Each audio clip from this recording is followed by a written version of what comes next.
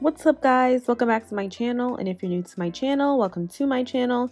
My name is tonibryanne, and in this podcast style video, we're going to be discussing the connection between thrifting and gentrification.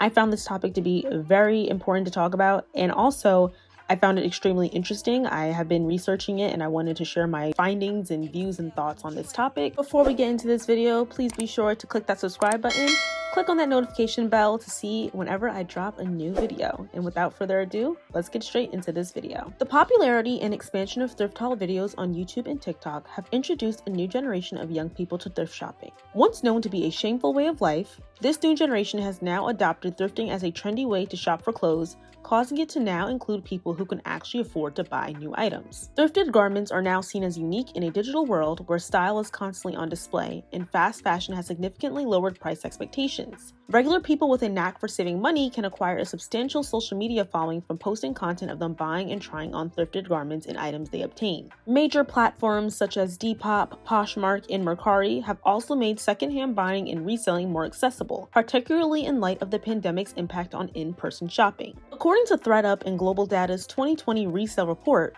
the second-hand apparel market was worth approximately $28 billion in 2019, and it is expected to reach $64 billion in 2024. Traditional thrift and donation stores, such as Goodwill and the Salvation Army, currently account for the majority of second-hand sales in this market. But the ThredUp report predicts that resale will grow significantly. Second-hand purchases are increasing, which is likely contributing to the decline of fast fashion. Fast fashion is a combination of cheap, trendy, and disposable clothing that provides consumers with the ultimate resource to stay up to date with the quickly changing latest fashion trends, but at an affordable cost. Some of the most notable fast fashion brands are Shein, Forever 21, Fashion Nova, and Pretty Little Thing. Though fast fashion may seem convenient to most, there are many cons to the ethics of it regarding the environment and employees that work in the business. Fast fashion has a massive environmental impact, both in terms of production and disposal. Clothing production entails a considerable amount of power and resources, and it is dependent on toxic fabric dyes and other chemicals that pollute fresh water. Huge amounts of waste are generated during the disposal phase of the clothing life cycle. Every second, enough clothes to fill a garbage truck are either burned or disposed of. In reference to workers, while the United States consumes the most fashion, 90% of the world's clothing is produced in low and middle income countries. Every day, 40 million workers are subjected to deplorable working conditions and are paid inequitably to assemble garments, and some of these workers also being children. So now that thrifting and secondhand shopping is becoming more popular, which most likely links to the decline of fast fashion, which could be considered a great thing for the environment and its workers, why has buying and reselling used clothing become so problematic? Thrift store gentrification refers to the phenomena of affluent shoppers willingly purchasing items from thrift stores such as Goodwill and Salvation Army. When those customers resell those same items on Depop or Poshmark at much higher prices, thrift store prices escalate to meet the demand. A business is thus gentrified in the same manner that a neighborhood would when pricing out low-income residents. The conversation about gentrification also brings up the issue of fashionable or particularly nice items being purchased by such resellers, therefore denying low-income areas businesses like Goodwill and Salvation Army with possibly good quality clothing for those unfortunate. Okay, I'm not trying to be mean, but I'm just shocked at how out of their minds some girls on Depop are, especially this one girl who we all know who I'm talking about, which I'm about to show you. Like $50 for a Argyle vest you probably thrifted for $2. Like, are you okay? And the worst part is, like, who buys this stuff? Who thinks it's okay to spend that much money on a thrifted vest? This literal, like, toddler, like, racing shirt, like, made for a toddler, $35. Another toddler shirt for $35.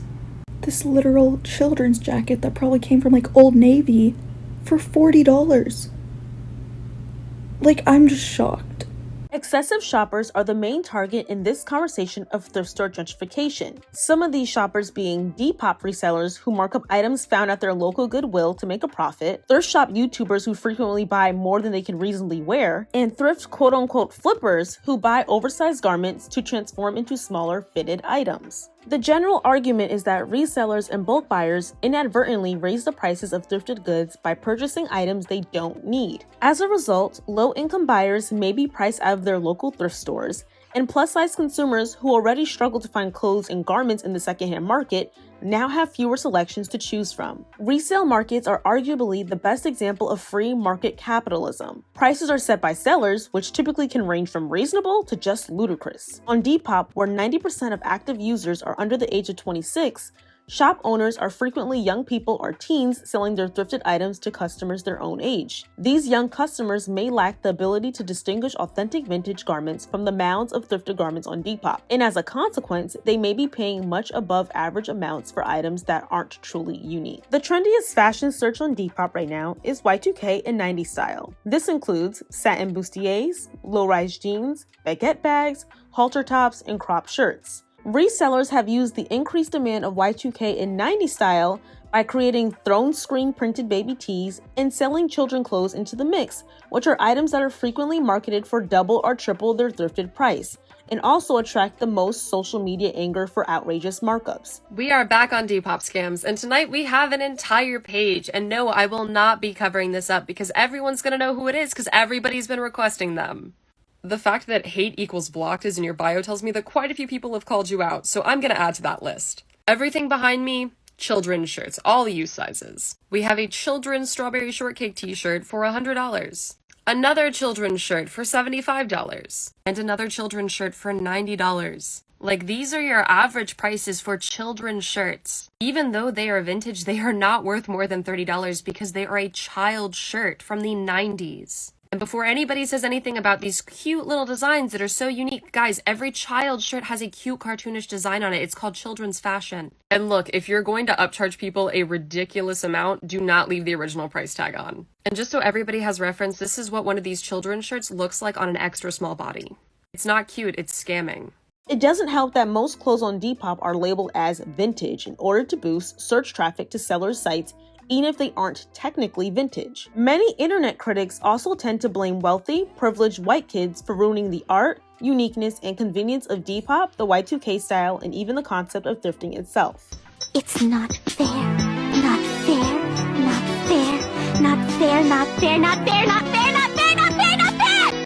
Just to reiterate, thrift stores were originally established to supply low-cost clothes to impoverished populations. Thrifting has recently become a fad rather than a resource. This new craze has expanded thrifters from people who cannot buy regular price apparel to millennials and Gen Zers who can afford the higher costs of the fashion industry but prefer just not to. Because of the rise in customers, thrift stores are starting to raise their pricing, which means that individuals who required the low prices that formerly existed would have to go elsewhere for apparel. As a result, thrifting has now become gentrified. Now, it's not exactly a bad thing to thrift or secondhand shop. I mean, we actually need more people to thrift in hopes of decreasing the amount of pollution the fashion industry produces. This conversation instead is meant to draw attention to the gentrification of thrifting and to make society aware of the harmful consequences of thrifting while holding unethical resellers accountable for reselling thrifted goods. There are plenty of different ways to thrift thoughtfully without raising the prices to those who cannot afford it. To begin with, not all thrift stores charge the same prices for their merchandise. When you're looking for a place to shop,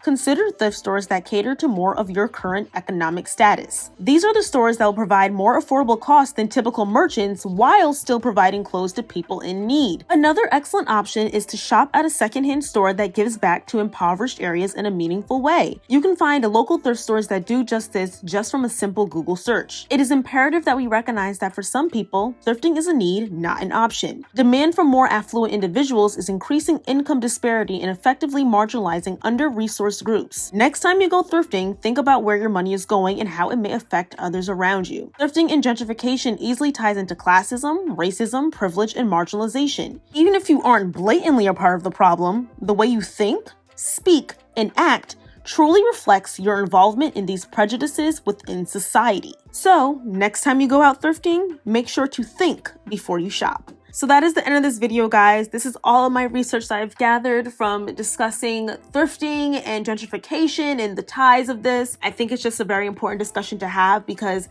we already have gentrification in our communities where we have wealthier people moving into impoverished neighborhoods and changing those people's way of lives because they are coming into another person's living space. We can't have that when it comes to shopping and even kind of appropriating our cultural trends, the Y2K movement, 90s style, all of that, the appropriation from wealthier, white, privileged individuals. And honestly, it's not just white people, it's also Gen Z, millennials that are also being a part of this problem. And we need to make sure that we are being more courteous when we are thrifting. Thrifting is very important to do because, like I said, it is very helpful for the environment, and also not having children working and slaving in these other countries to make our clothes and producing it. But we need to do it in a smart way that also is helping and protecting the people in our community that we know and love. So that's in this video, y'all. I would love to know what you guys think on this topic in the comments down below. Of course, always be respectful. You guys can share opinions without being disrespectful, okay? I thought we all knew this, but some people don't. And I love and appreciate y'all so much. On the road to 17,000 subscribers. I think we'll probably be there by the time this video is uploaded. So thank you so much for the love and support. And I will see you all in my next video. I love you guys. Bye. Mwah.